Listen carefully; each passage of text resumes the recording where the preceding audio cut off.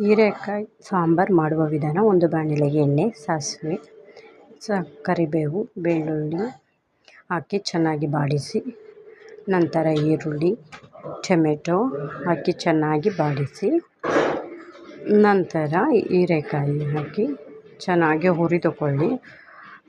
ಸ್ವಲ್ಪ ನೀರು ಹಾಕಿ ಕುದಿಯಲು ಬಿಡಿ. ನಂತರ ಬೇಯಿಸಿಟ್ಟ ಬೇಳೆಯನ್ನು ಹಾಕಿಕೊಂಡು ಚೆನ್ನಾಗಿ ತಿರುಗಿ, ಸ್ವಲ್ಪ ನೀರು ಹಾಕಿ ಅದಕ್ಕೆ ಸಾಂಬಾರು ಪೌಡ್ರ್ ಹಾಕಿ ಚೆನ್ನಾಗಿ ಮಿಕ್ಸ್ ಮಾಡಿ, ನಂತರ 10 ನಿಮಿಷ ಕುದಿಯಲು ಬಿಡಿ.